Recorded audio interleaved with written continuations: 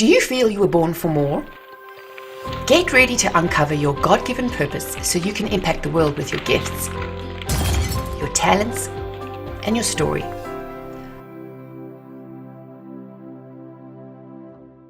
Welcome to our Purpose Power Summit. I'm your host, Mimika Cooney, and today's guest is going to talk about how to identify the message of your heart.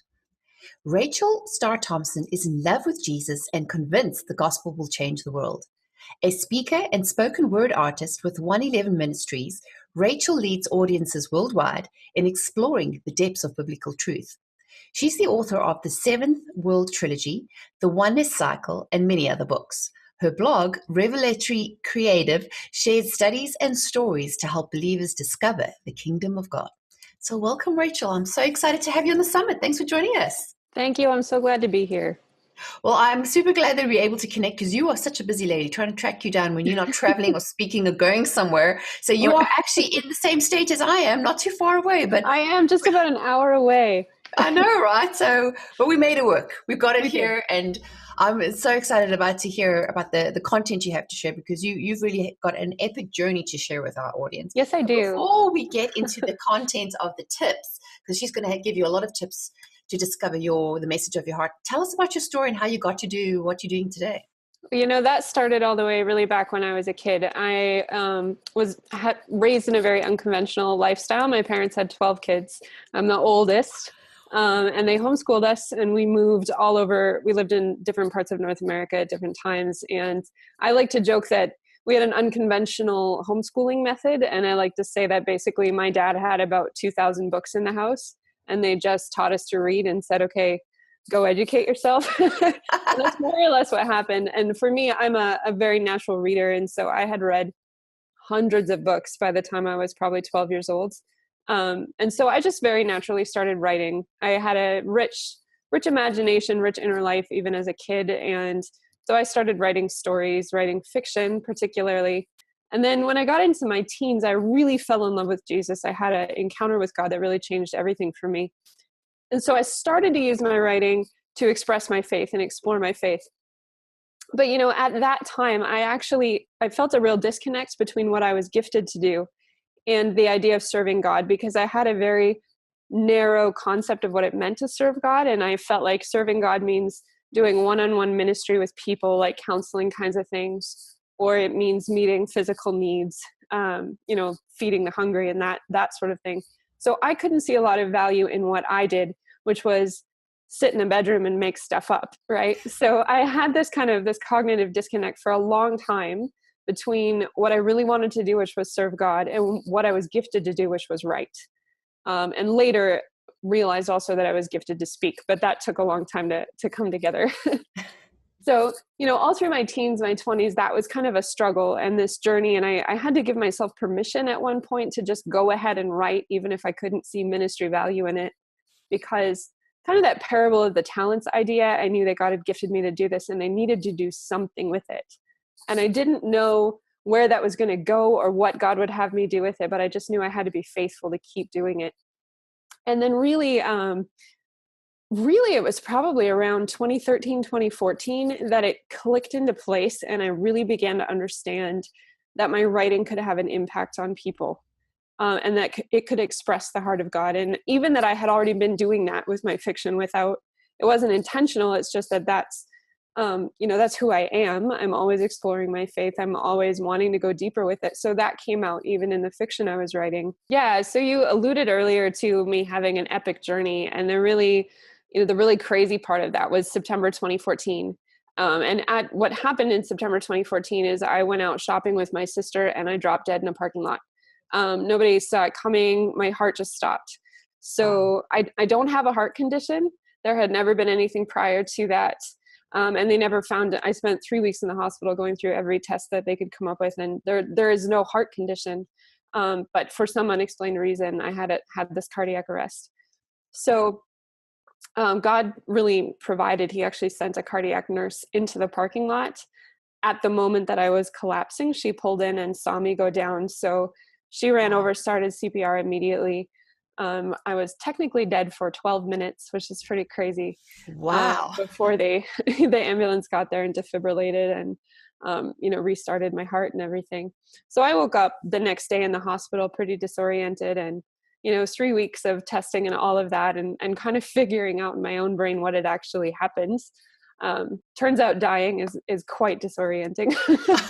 I can imagine, right? It kind of will throw you off a little where it does a little especially bit. the mental thing, like one minute I'm in the store, the next minute I'm like, hey, who are these weird Yeah, people? yeah, exactly. Why am I in the hospital, and why does everyone look concerned, and why is everybody crying and telling me they're glad that I'm still here?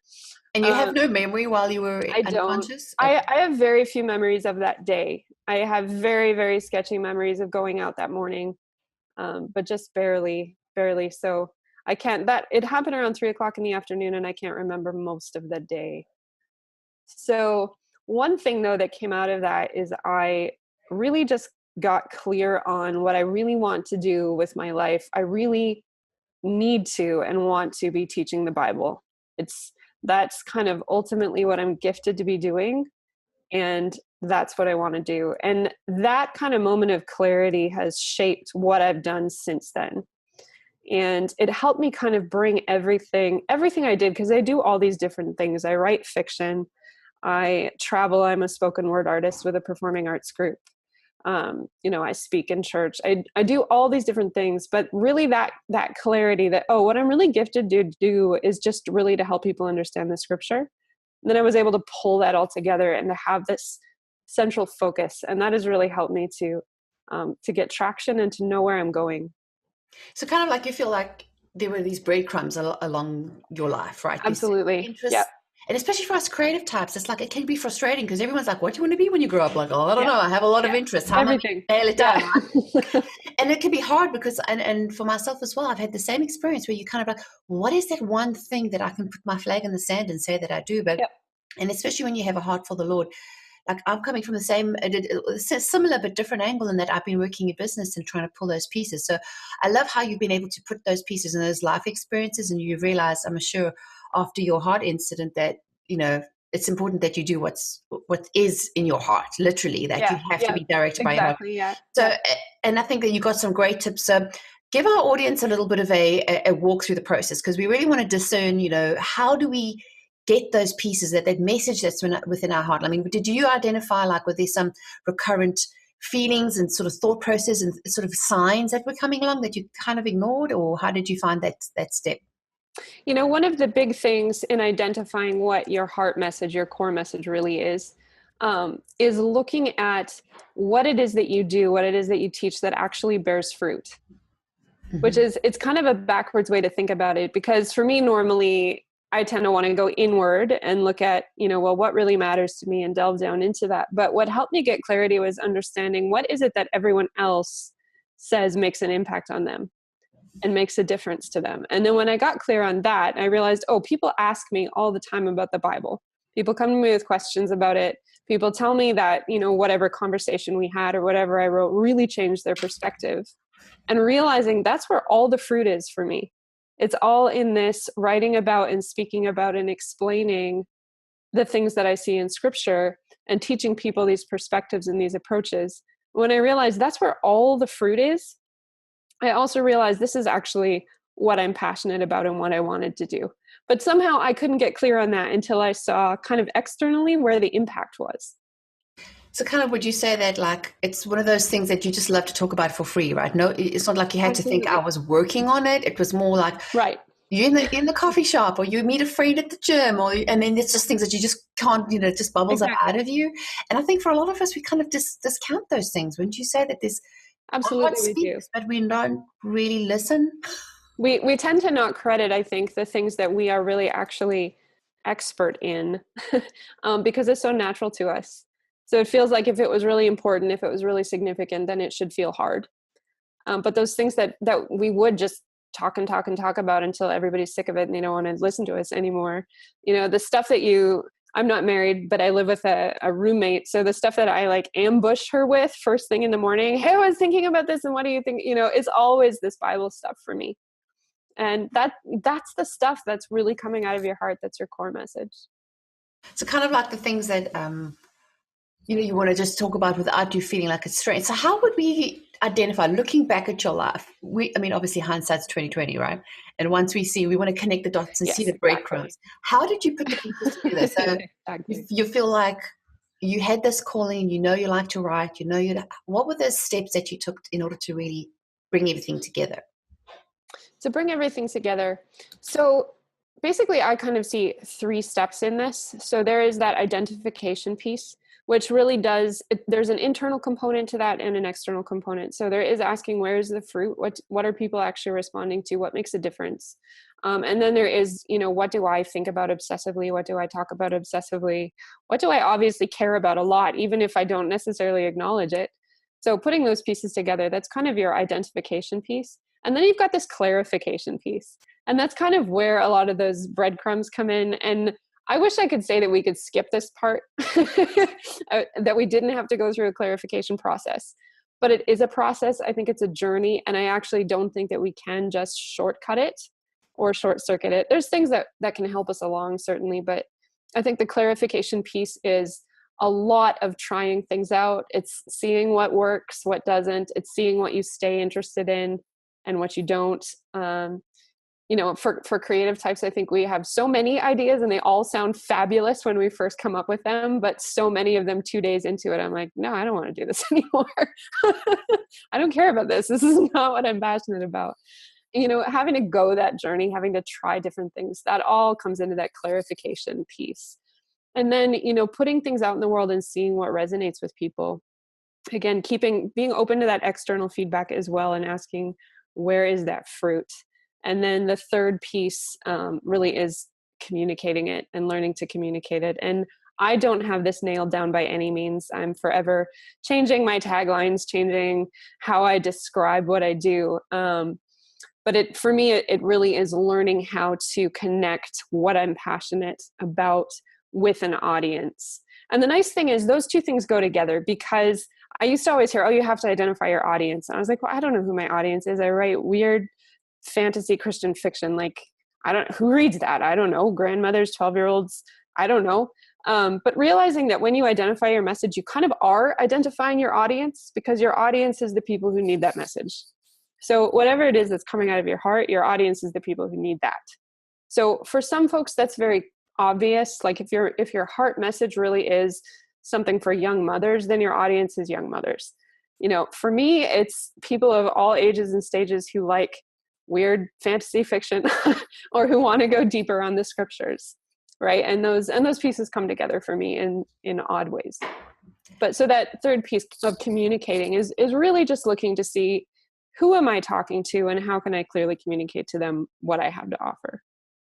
And I love that part where you said, you just got to try things. It's kind of like trying on a pair of shoes. Like if you want to walk your path, you've got to try on shoes that fit your journey, right? And sometimes it means trying and failing, which isn't a bad thing. And I think a lot of us get sort of caught up in this, like, what if I don't come up with it perfect? Right. And Yep. I'm a recovering perfectionist, so I'm sorry. I've had to learn this the hard way.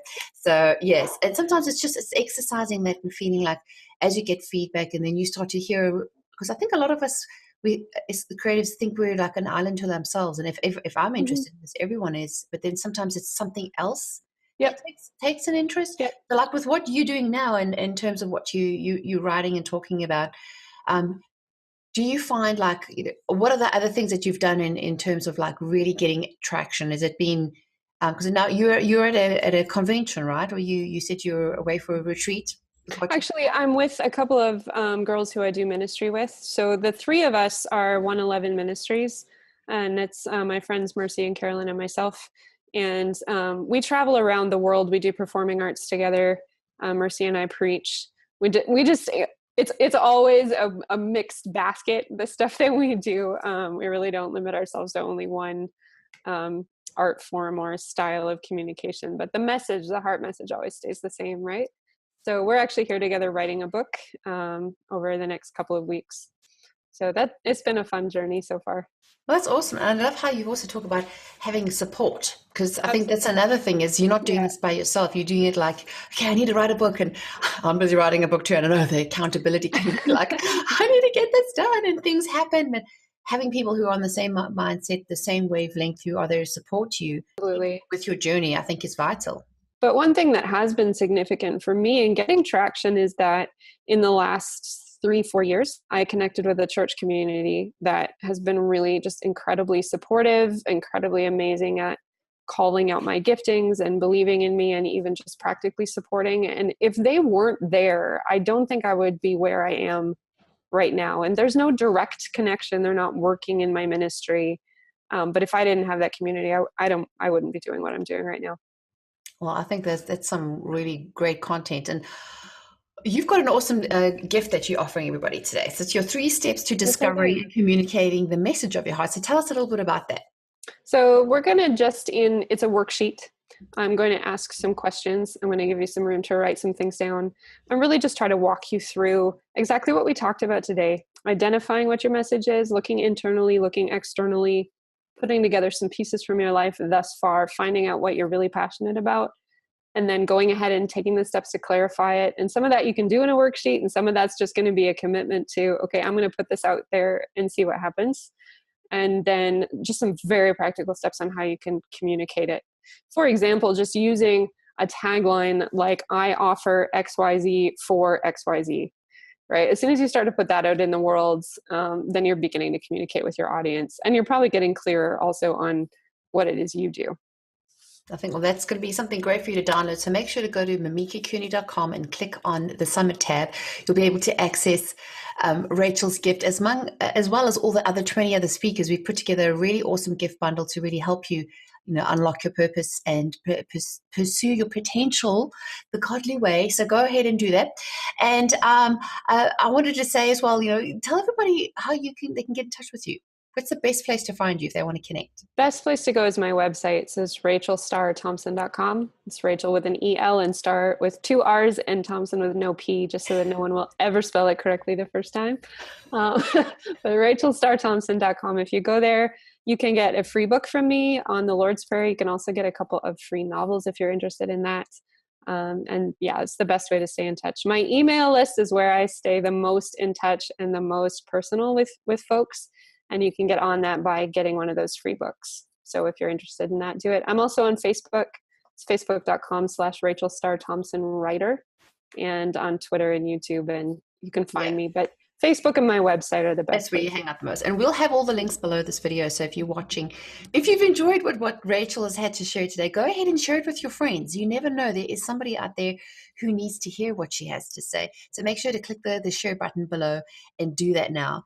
And, make sure to reach out to Rachel as well online, connect with her, tell her you saw her on the summit. We'd love to hear your feedback. If you use the worksheet, any aha moments, get in contact. We'd love to have the conversation going because, as we've said, you need a community, you need to connect with people in order for this to really work. So I'm going to say thanks so much for joining me here today. And I appreciate you making time in your schedule. And I look forward to hopefully meeting up with you in person sometime soon. That would be great. Well, thanks again, everyone. Until next time, take care. Become a partner and join the Mimika TV family today.